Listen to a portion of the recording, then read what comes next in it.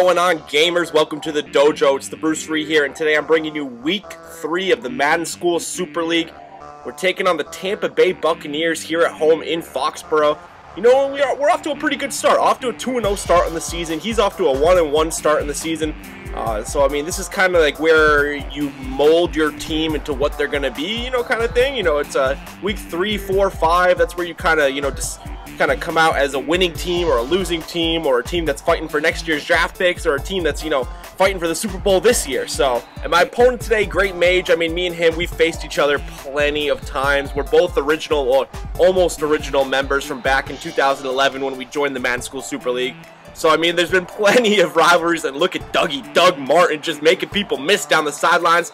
I mean, this opening drive by Great Mage, I was like, damn, dude, it's going to be a long day dealing with Doug Martin, because Doug Martin is a pretty nasty little runner, kind of reminiscent of MJD a couple of years ago. You know, he's got the speed, the burst, he's small, he can get through the tight holes, but right on the goal line, we want to get big, get a stop right here, not let him into the end zone, and we end up hitting him as he throws that one, drops it, forces into a 4th and goal, and because it's a sim league, he's taking his field goal. I can't reiterate that enough.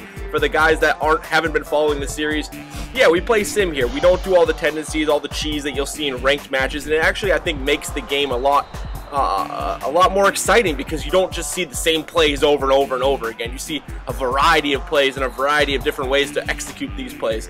But we get the ball back after he gets that field goal. We're driving down. We got lucky and recovered our own fumble, but we're trying to hammer that ball with the run game and then set up the pass game as we hit Aaron Dobson, the rookie, who gets down to the 15-yard line. On first down, we try to catch him a little off guard, run a screen, but he is all over that one. 2nd and 15, I need to get something deep, and Gronkowski gets absolutely popped at the 1-yard line, but LeGarrette Blount punches it into the end zone at the very next play. Gives us that 7-3 lead that we were looking for early in the game, you know, that little bit of cushion, and he gets the ball back 1st and 10. He takes a shot. I mean, Mike Williams and Vincent Jackson on his receiving core, I mean, those are big, tall, physical receivers that can go up and get the ball, and he does not shy away from the lobs. Right there, keep the lead, drops one for me, oh man. And after that first drive, you know, our main goal is to stop Doug Martin. It's really to contain the run and force him to pass, but he's got a pretty decent passing scheme, as right there, Mike Williams takes him to the 50-yard line, 1st and 10. Freeman's got all freaking day back there. Throws an errant pass, but I get called with the pass interference. Oh, man, ref, check your eyes, bro. Josh Freeman on the very next play dots up Mike Williams with a nice diving grab on the goal line for the touchdown. Man, that was a beautiful catch and score right there. We get the ball back, though, with 1:20 left on the clock, trying to catch him off guard with a quick run. But we got to get this moving, you know, downfield. Amendola with the big catch. 1 minute left, and he's making people miss. Gets down to the 28-yard line. Tom Brady drops back and trying to hit Amendola over the top right there, but that was great coverage by his secondary. 2nd and 10, Brady drops back, finds the rookie over the middle, gets a little shoulder laid under the chin, but 3rd and 4, Brady throws right into the offensive line, so we have to settle with the field goal, and that means, you know, 16 seconds left on the clock, so barring some kind of miracle right here, we are going to go into halftime tied up, which, I mean, is actually a pretty good position to be in, being that we won the coin toss in the beginning and chose to defer, so we do get the ball back at the beginning of the 2nd half, and right here, this is the last play of the half. He just unloads and actually gets the completion, dude. Vincent Jackson went up and just beast moded that ball, got it in the air and brought it down. So the kickoff on the next play, I mean, we just got to make something happen. We got to put the pressure on him and get a score right here. A little bit of lag right there may or may not have helped me find those holes as Shane Vereen busts a big run right up the middle over the Pats logo down to the 30-yard line. That was a big 50-yard gainer. Next play, Brady drops back, finds Amendola deep.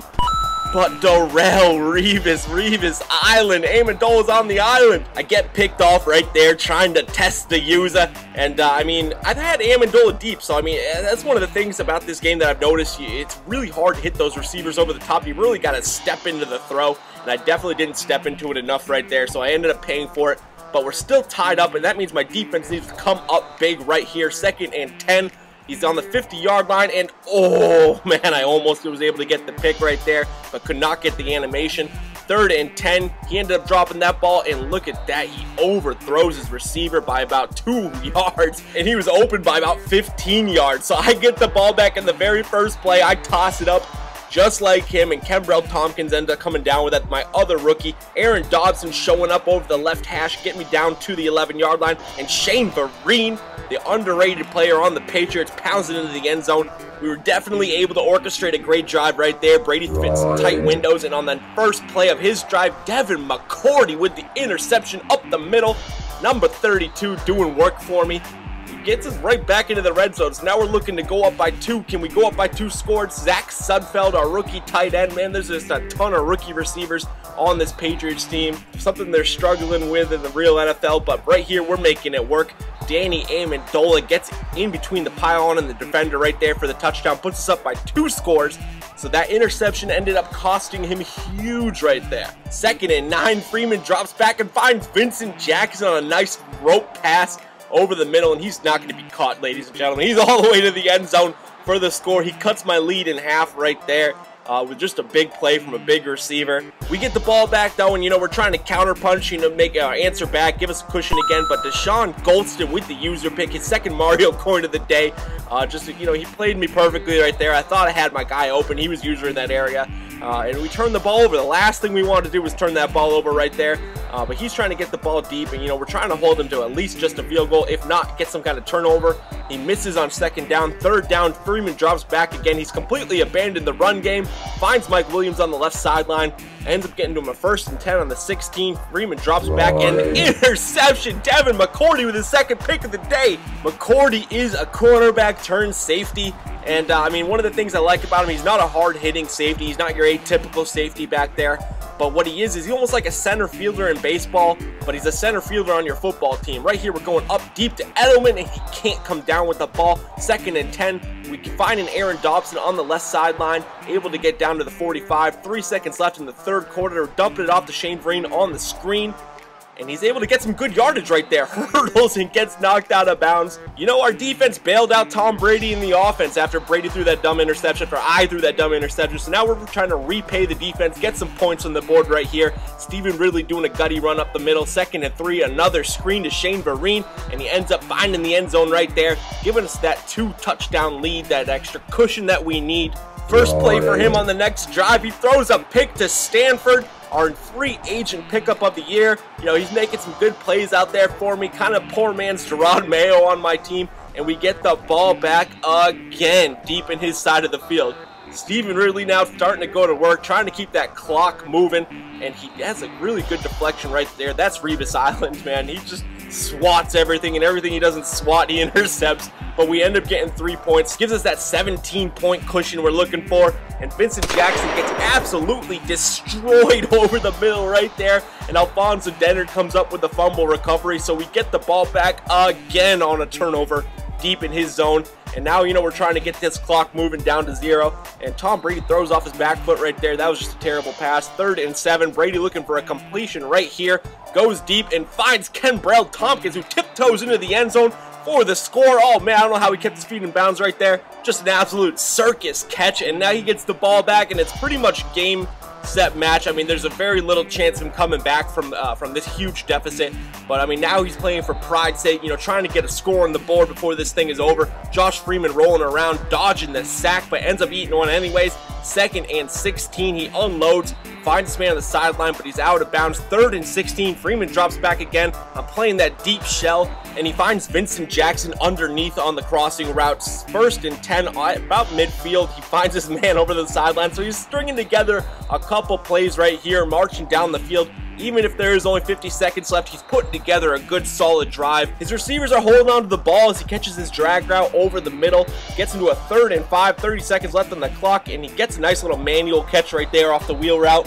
Gives him a 1st and goal on the 4-yard line. He's still dropping back, but finds Mike Williams on a nice touchdown grab at the back of the end zone. That was definitely a very impressive drive to, drive down and end this game. He goes for the 2-point conversion and ends up failing that one. The lineman bats it down. So it all comes down to a little squib kick, onside kick. He ends up squibbing it right here as I came out on the onside and audible to the deep. But Josh Boyce grabs that one for me. 15 seconds left. We're just going to kneel it out. We got to show some respect for our opponent. And that ends the game, guys. So we go to 3-0. He drops to 1-2. I hope you guys enjoyed the video. If you did, make sure to drop a like for me, comment, subscribe. If you're new, welcome to the channel. We're going to be bringing you, from this game, the week 3 matchup, all the way to hopefully the Super Bowl, man. We're trying to get there, but we got a lot of great talent in this league that's standing in our way. So next week's game is actually the Atlanta Falcons in Atlanta. It's a Sunday night game. It's actually the game that's going to be happening this week in the NFL. So that should be exciting. You guys can expect to see that tomorrow, or actually you'll probably see that Thursday, because I'm going to try to get you guys a ranked game tomorrow. But until next time, guys, we're going to go over some of the stats right here. 41-23, we got passed all over on, but a lot of those were in garbage time. And he ended up, we held Doug Martin to under 100 yards, which was good. So a lot of good things out of that. Here's the standings right now. We're keeping control of the top, the AFC East at 3-0, and we're gonna be trying to get the 4-0 next week against the Falcons. So until then, it's the Brucery. I'm out.